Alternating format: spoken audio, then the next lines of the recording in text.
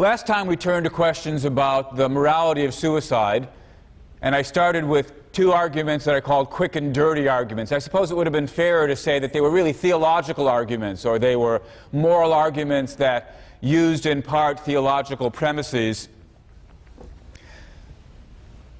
I suggested that, at least if we look at them in their quick and dirty versions, they were inadequate.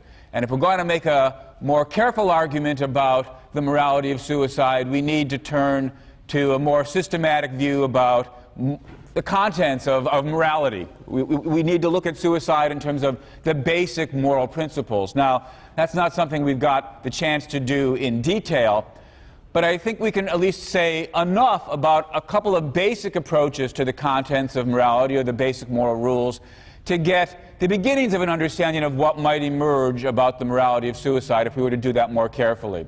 So, holding off on suicide for the moment, let's ask ourselves, what is it that makes an action morally acceptable or morally forbidden? This is, unsurprisingly, something that different moral theories disagree about, but there's at least one factor or one feature that all or almost all moral theories agree about, and that is that the consequences of your action matter.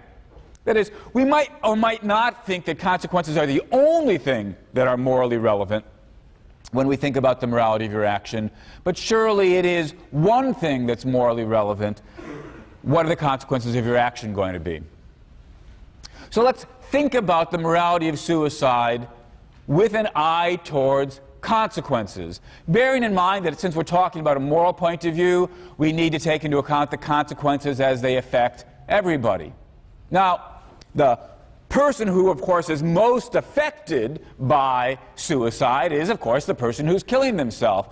And at first glance, it might seem pretty clear that the consequences of suicide are bad for that person. After all, the person was alive and now they're dead. And we normally would take death to be a bad result. You know, if I were to tell you, oh, here's a switch on the wall, if you were to flip the switch, 1,000 people who would otherwise be alive would end up dead, you would normally take that to be a pretty compelling argument against flipping the switch. Why? Because the results would be bad. Why? Because 1,000 people would end up dead. Well, one person ending up dead isn't as bad as 1,000 people ending up dead, but for all that, shouldn't we still say it's a bad consequence? And as a result of that, shouldn't we say that however far appeal to consequences goes in terms of giving us our moral theory, don't we have to say, in terms of consequences or with regard to consequences, suicide is immoral? But not so quick. Even though it's true that normally death is a bad thing, it's not always a bad thing. This is the sort of thing that we've learned by thinking about what does the badness of death consist in. Typical cases are ones in which the person's dying robs them of a chunk of life that would have been good for them overall, and because of that, dying then is bad for them.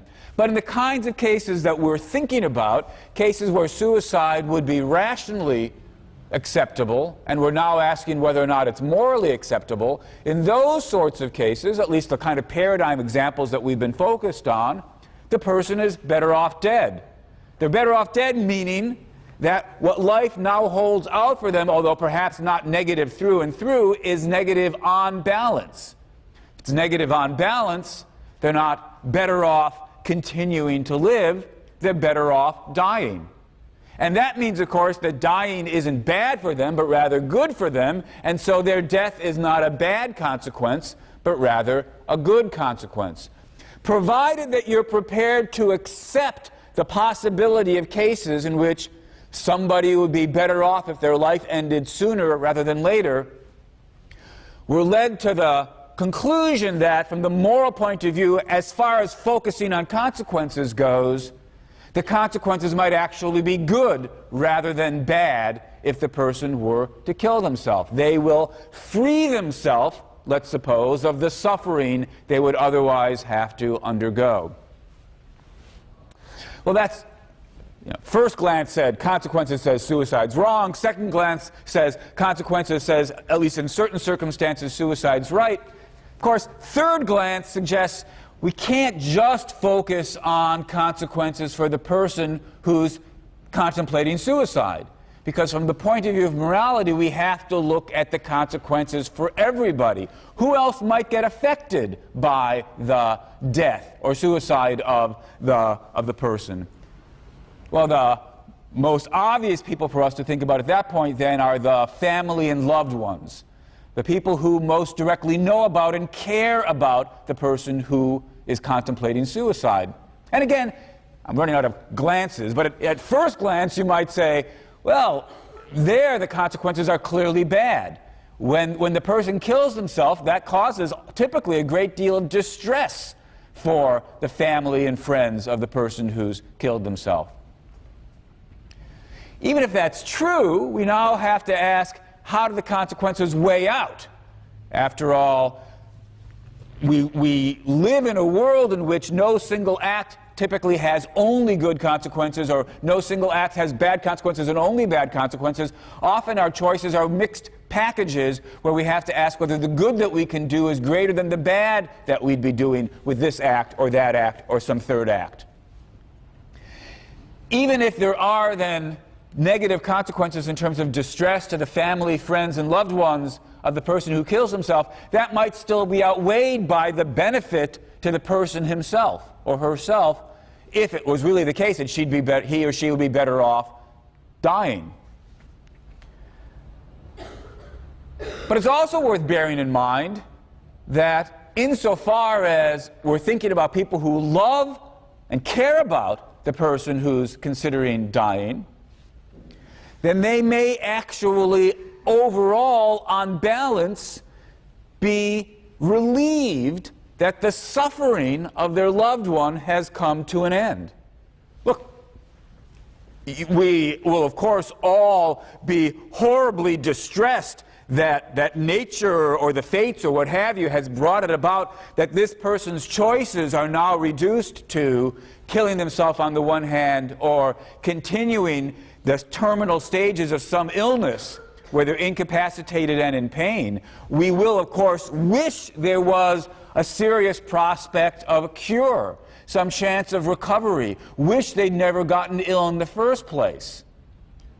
But given the limited choices, continued suffering and pain on the one hand, or having an end to that suffering and pain, if the person can rationally assess their prospects and reasonably come to believe they're better off dead, then that's a judgment their loved ones can come to share as well. They may well regret the fact, more than regret, curse the fact that these are the only choices they've got, but still, given the limited choices, they may come to agree, better to put an end to the suffering.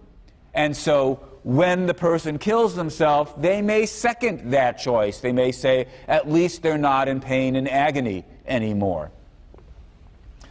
So if we look at it from the point of view of consequences, in fact, suppose we had a moral view that said consequences aren't just one thing that was morally relevant in thinking about what makes an action right or wrong. Suppose we took the bold claim that consequences are the only thing that's morally relevant. There are moral views that take this position. I suppose the best known example of this kind of consequence-only approach to morality is utilitarianism. Utilitarianism is the moral doctrine that says right and wrong is a matter of producing as much happiness for everybody as possible, counting everybody's happiness equally.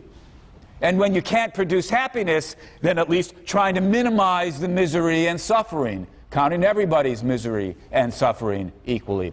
So suppose we accept this utilitarian position. What conclusions would we come to then about the morality of suicide? I suppose the conclusion would be a kind of moderate one. On the one hand, we'd be rejecting the extreme that says suicide is never morally acceptable. Because to say that, you'd have to be claiming suicide always has bad consequences overall. And that strikes me, although it's an empirical claim, it strikes me as a rather implausible empirical claim. It's sadly enough, not too difficult to describe cases in which the results may actually be better if the person kills themselves rather than having their suffering continue. It may be better for them and better for their family. On the other hand, we certainly wouldn't want, if we were utilitarians, we also wouldn't want to go to the other extreme and say suicide is always morally acceptable. Because, of course, to say that it's always morally acceptable is to say that the consequences are never bad when you kill yourself. And that's also pretty obviously an implausible thing to claim. You guys are young, you're healthy, you've got a great future in front of you. If you were to kill yourself, the results wouldn't be good. The results would be worse overall than if you had refrained from killing yourself. So the utilitarian position is in the middle. Doesn't say suicide's never acceptable, doesn't say suicide is always acceptable. It says, perhaps unsurprisingly, it's sometimes acceptable. It depends on the facts. It depends on the results. It depends on comparing the results of this action, killing yourself, to the alternatives open to you. We have to ask, is your life worse than nothing? Is there some medical procedure available to you that would cure you? If there is, and even if your life is worse than nothing, that still doesn't make it the best choice in terms of the consequences. Getting medical help is a preferable choice in terms of the consequences. We can even think of cases where your life is worse than nothing, you'd be better off dead, and there is no medical alternative of a cure available to you, but for all that, it still isn't morally legitimate to kill yourself in terms of the utilitarian outlook. Because as always, we have to think about the consequences for others. And there may be others who'd be so adversely affected by your death that the harm to them outweighs the cost to you of keeping yourself alive. Suppose, for example, that you're the single parent of young children. You've got a kind of moral obligation to look after them. If you were to die, they'd really have it horribly. It's conceivable that in cases like that, the suffering of your children, were you to kill yourself, would outweigh the suffering that you'd have to undergo were you to keep yourself alive for the sake of your children. So it all depends on the facts. Still, if we accept the utilitarian position, we do end up with a moderate conclusion. In certain circumstances, suicide will be morally justified. Roughly speaking, in those cases where you're better off dead and the effects on others aren't so great as to outweigh that. Those will be the sort of paradigm cases in which suicide makes sense or is legitimate, morally speaking, from the utilitarian perspective. But of course, that doesn't mean that suicide is indeed ever morally legitimate, because we don't necessarily want to embrace the utilitarian theory of morality. Utilitarianism is what you get, roughly speaking, when we say consequences matter and they're all that matters. But most of us are inclined to think that there's more to morality than consequences.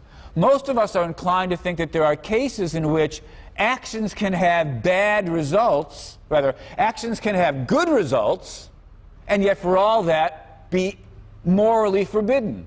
Or actions could have bad results, and yet for all that still be morally required. That's not to say that consequences don't matter morally. It's to claim, rather, that consequences aren't the only thing that matter morally. Consequences can be outweighed by other morally relevant factors. Well, that's the position that's held by the branch of moral theory known as deontology. So deontologists say other things matter morally besides consequences. In deciding whether or not your action is right or wrong, you have to pay attention to consequences, but you have to pay attention to the other things as well. What other things? Well, unsurprisingly, this is an area then in which different deontologists will disagree one to the next in terms of what else they want to add to the list of morally relevant factors.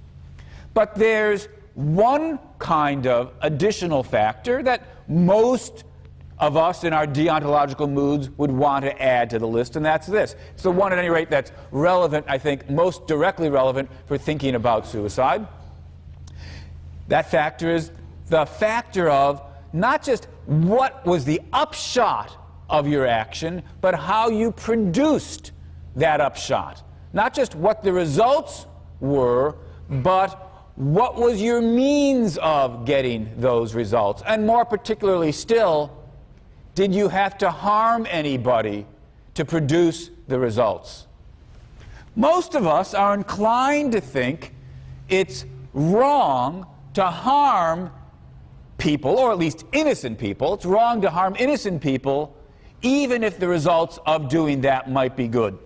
Now, I threw in the qualification about innocent people because, of course, it's also true that most of us are inclined to think that self-defense might be justified. Harming people who are attacking you or your friends or your fellow countrymen, that may be legitimate. And so it's not as though we want to say it's never legitimate to harm somebody. But those people are guilty. They're aggressors. What most of us in our deontological moods are inclined to think is it's never legitimate to harm an innocent person. And the crucial point is that's true even if the results would be better. Look, there's no debate between deontologists and utilitarians about harming innocent people in the normal case, because normally, of course, suppose to make an example, to end the class with a nice big bang, right? I brought my Uzi submachine gun, I now take it and go rat-a-tat-tat, killing 15 of you. Well, that would not be something that would have good results. And so clearly, the utilitarian's going to reject that as well as the deontologists. They're in agreement about that. In the typical case, killing an innocent person has bad results, harms them, it's wrong, full stop, we're done. But what should we say about cases where killing an innocent person has better results? In real life, it's hard to think of cases like that, but we can at least go science fiction-y and tell an example. So here's one of my favorite examples in moral philosophy. Suppose that we have 5 patients in a hospital who are going to die because of organ failures of one sort or another. One of them needs a heart transplant, one of them needs a kidney transplant, one of them needs a liver transplant, and so forth and so on. Unfortunately, because of tissue incompatibilities, even as they begin to die, we can't use the organs from the ones that have died to save the others. Meanwhile, here in the hospital for a routine checkup is John. John's perfectly healthy, and as you're doing your exams on him, you discover that he's exactly suitable to be an organ donor for all 5 of the patients. And it occurs to you that if you were to find some way to kill him, but cover up the cause of death so it looked like he died of some unexpected freak seizure, you could then use his organs to save the 5. This one gets the kidney, that one gets the other kidney, that one gets the heart, that one gets the liver, that one gets the lungs. So your choice roughly is this. Just give John his routine medical exam, in which case the 5 other patients die, or chop up John, kill him and chop him up, using his organs to save the 5 patients. Well, what should we say is the right thing to do in the organ transplant case? In terms of consequences, it looks as though, if we tell the story right at least, the results would be better if we chop up John. After all, it's 1 versus 5. And although the death of John's a horrible, bad result, the death of the 5 is a horrible, bad result. And so the results would be better if we were to kill innocent John. Well, if we had more time, we could argue about, are the results really going to be better? Is that a realistic story? What have you? Are there other long-term effects on the healthcare profession that we haven't taken into account? But we don't have time to really pursue this story in detail. Let's just suppose we could eventually get the details right. The results really would be better if we chopped up John. Is that the right thing to do? Well, maybe utilitarianism says it's the right thing to do, but it's precisely for that reason that most of us would then say, you know, there's more to morality than what utilitarianism says. Now, whether that objection's a good one's a very, very complicated question. And if you'd like to pursue it, if you want to pursue it, then I invite you to take an introductory class in moral philosophy. For our purposes, let's just suppose that most of us are on board with the deontologists when they say there's more to morality than what the utilitarian has. And this example brings it out. It's wrong to kill somebody who's innocent, even though, by hypothesis, the results would be better. It's 5-1. People have a right to life, a right not to be killed, and that right weighs in when we're deciding what to do morally, so that it's wrong to kill an innocent person, even if the results really would be better. All right, let's suppose we agree with that, accept that. Again, you know, in a fuller class on moral philosophy, we'd have to ask ourselves, what's the basis of that right? What other deontological rights do people have? What exactly are the contours of that right? But here we can just ask, suppose we accept a right like that, what are the implications of that for the morality of suicide? And now, it seems what we have to say is, suicide is wrong. Suicide is morally unacceptable. Because when I kill myself, well, I'm killing somebody. And didn't we just say, as deontologists, that killing an innocent person, and I'm an innocent person, killing an innocent person is morally wrong? Well, I'm a person, so killing me is morally wrong.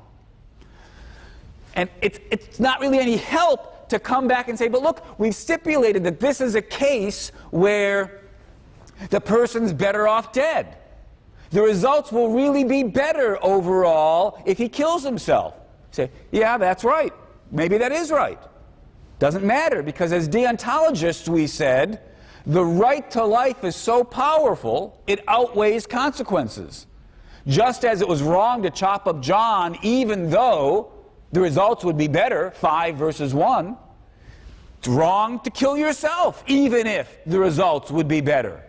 Even if that's the only way to put yourself out of pain, and those are good results, doesn't matter. The right to life outweighs the appeal to consequences. So as deontologists, it seems, we have to say suicide is forbidden. Full stop. Well, as usual in philosophy, it's not quite as simple as that. One possible response somebody might make is, but look, morality is only about how I treat others. It's not about how I treat myself. And if we were to accept that claim, then we could say the right to life only covers how I treat others. In particular, it rules out my killing other people, even when the results would be good. But it doesn't have any implications for how I treat myself. And in particular, then, if the right to life doesn't exclude self-killing, well, then suicide is acceptable. That's a possible moral view, but I find it rather implausible. If we were to start to explain what it is about you that explains why it's wrong for me to kill you, we'd start saying things about how, well, you're a person, and as such you've got all these plans and so forth and so on, and as a person you've got certain rights, certain things that shouldn't be done to you. You're not just, this is the thought that lies behind much deontological thinking, right? People aren't objects. We can't just destroy them for the sake of better results. Well, that's right. People aren't objects. But of course, I'm a person too. And so when I contemplate killing myself, I'm contemplating destroying a person. So it's at least difficult to see why we would accept the claim that morality only governs how I treat other people. it seems, although the issue is a complicated one, which we don't have time to pursue further today, it seems to me more plausible to say morality includes rules not only governing how I treat others, but also how I treat myself. Yet, if that's right, and if among the moral rules are a right to life, a prohibition against harming people, then don't we have to say, look, it's wrong from the deontological perspective to kill yourself?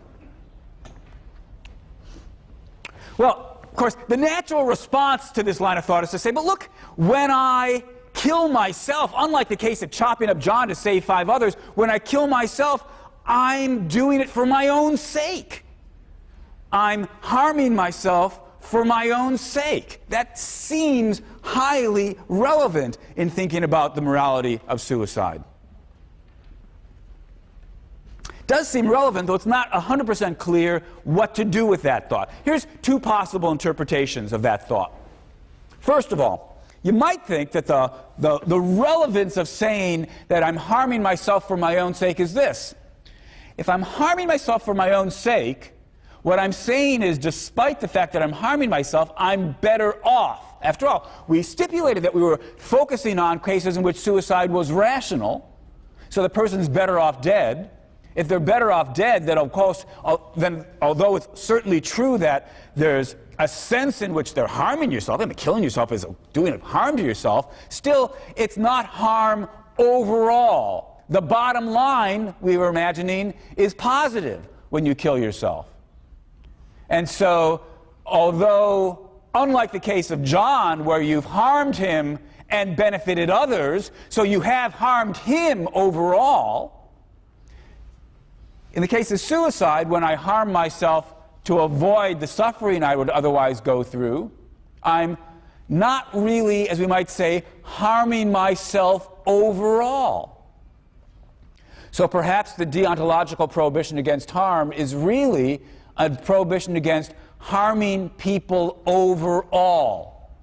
Look, you got some sort of disease in your infection in your leg that has now spread, and it's going to kill you unless we amputate your leg. So you go into surgery, and the surgeon chops off your leg. Has he done something immoral? Doesn't seem as though he has. But after all, he chopped off your leg. He harmed you. You used to have a leg, now you don't have one. Well, what we want to say is, he didn't harm you overall. He harmed you in such a way that it was the only way to leave you better off, bottom line. And that's not a violation of the rule against harming. At least that's a possible thing to say. And if that's the right thing to say, then maybe that's what we should say about the suicide case yet again. Yeah, there's a deontological prohibition against harming innocent people, but what it's really a prohibition against is leaving them worse off overall. And when I kill myself, I'm not leaving myself worse off overall. And if that's right, then even from the deontological perspective, suicide may be morally legitimate. Well, that's at least one possible way to carry out the deontological stand. One possible way of interpreting the remark, but look, when I kill myself, I'm doing it for my own benefit. Here's another possible way of interpreting that thought. When I kill myself, given that I'm doing it for my own benefit, I've obviously got my own agreement. I mean, I can't kill myself against my will. Suicide is something you do to yourself. And so I have my own consent to what I'm doing. That seems pretty important. Notice how different it is from the case of John. When I chopped up John, I imagine I don't have John's approval. Consent seems to be present in the case of suicide, but not in the case of chopping up John. Maybe that's morally relevant as well. Now, to accept that view is, of course, to say we need to add yet another factor into our deontological theory. We have consequences, we have harm doing, but we also have the factor of consent. And so we need to think about the moral relevance of having the consent of the victim. And once we start thinking about that, I think most of us would be inclined to accept the conclusion that consent can make it acceptable to do to someone what would normally be wrong in the absence of their consent. By the by, you'll notice that seems to be one of the things that's relevant in thinking about the surgery case, not the organ transplant case, but performing the amputation of the leg to save the person who would otherwise die. Surely it seems relevant that the patient has given you permission to operate on them. Here's another example that shows you the relevance of consent. It would not be okay, it would not be morally acceptable for me to go up and hit you in the nose. Just like it wouldn't be okay for you to go up and hit me in the face or the gut. And yet, boxing matches are, I suppose, morally acceptable. Why is that? Because, from a deontological perspective, the answer is when people are boxing, they've agreed to it. I give you permission to hit me, or at least to try to hit me, in exchange for your giving me permission to hit you, or at least to try to hit you. And it's the presence of that consent that makes it permissible for you to harm me, assuming that you're a better boxer than I am, which I'm confident would have to be the case. So consent makes it legitimate to harm people, even though in the absence of consent, it wouldn't be legitimate. All right, if that's right, then bring that thought home to thinking about the case of suicide. Suicide might be wrong, because after all, I'm a person at first glance, but since I'm killing myself, I've given myself permission, I've given myself consent to harm myself. And if consent makes it permissible to do what would normally be forbidden, then consent makes it permissible for me to kill myself. And so now we're led again to the conclusion that from a more fully developed deontological perspective, we ought to say suicide is permissible. At least if we're prepared to throw in this kind of factor of consent and think that it can just wipe out the protections that would otherwise normally be in place. Indeed, if we think that, we're going to be led to a rather bold and extreme conclusion about the morality of suicide. The person's killed himself, so he's clearly consented, and so in every case, what he's done is acceptable. Now, maybe that's right, if we're prepared to go that far with the principle of consent. But maybe we shouldn't go that far with the principle of consent. Suppose, we're talking after class, and you say to me, Shelley, you've got my permission to kill me. And so I get out my gun and I shoot you to death. Doesn't seem morally acceptable, even though you gave me your permission. Especially, think of even weirder cases. Suppose that you are feeling like you want to be killed because you're overcome with guilt because you believe you killed John Smith. But you're crazy. You didn't kill John Smith. John Smith's not even dead. But in your insanity, you think you did do it, and so you say, Shelley, please kill me. And I know that you're insane, but hey, consent's consent. And so I kill you. Well, that clearly isn't acceptable.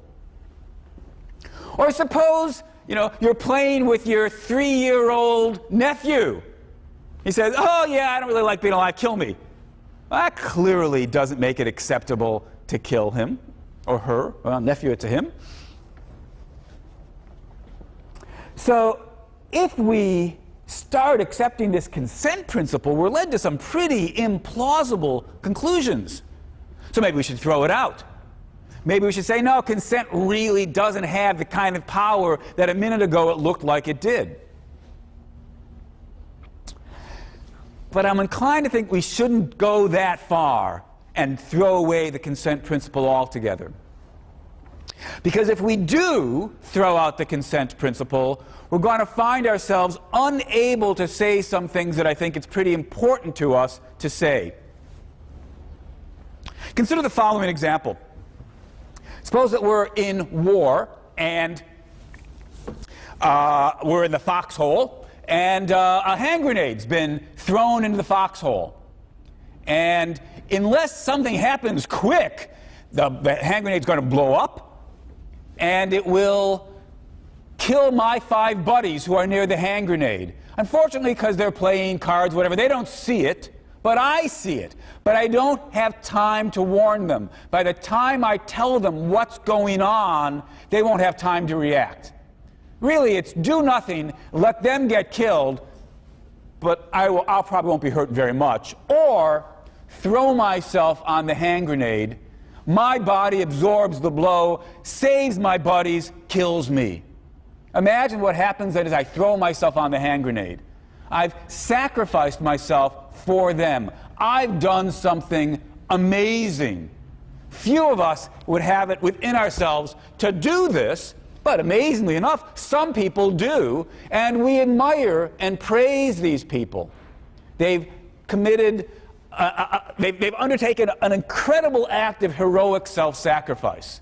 Morally commendable, above and beyond the call of duty, we want to say, praiseworthy. But wait a minute. How could it be praiseworthy? The person threw himself on a hand grenade, knowing the result of this was that he was going to die. And so he killed a person, thereby apparently violating the deontological right not to have innocent people be killed. Don't talk about the results are better. Yeah, of course, 5 buddies saved, results are better, but that doesn't seem enough to us in our deontological moods. After all, suppose that I see the hand grenade, and so what I do is I take Jones and throw him on the grenade. Well, that's not okay, even though the results are the same. What makes the difference? Why is it morally legitimate for Jones to throw himself on the grenade? The only answer that I can see is because he agrees to it. He did it to himself. He volunteered. It has his consent. If we throw away the consent principle, we're forced to say what Jones did isn't morally admirable, it's morally appalling. It's morally forbidden. I can't believe that. So we need a consent principle. But on the other hand, we don't want to go with such a strong consent principle that we say, oh, it's okay to kill crazy people or kill children, just because they say, oh, kill me. So we need something, a more moderate form of the consent principle. We need to say consent can do its thing, but only under certain conditions. What exactly are the relevant conditions? Well, this is, of course, one more topic open for debate. We might insist that, look, the permission's got to be given freely. It's got to be given knowing what the upshots are going to be. It's got to be given by somebody who's sane, who's rational, who's competent, and that may deal with the child case as well, who's not yet competent to make this sort of decision. There's room for disagreement about what exactly are the relevant conditions to put in to a proper version of the consent principle. We might also want to throw in some requirement that the person have good reasons for his giving you permission. That might deal with the case where you just come up to me after class and say, kill me. I mean, you're not insane, or at least might not be insane. You know what's going to happen. In some sense, you've reached the age of competence, but you don't have any good reasons for it. Maybe that's enough to undermine the force of consent. Well, suppose we've got some kind of modified consent principle. What should we say about suicide then? Well, it seems to me what we're led to is, once again, a modest view about suicide. The mere fact that the person killed himself won't show that it was morally legitimate because, of course, even though they've given themselves permission, they may not have had, for example, good reason, or they might be insane.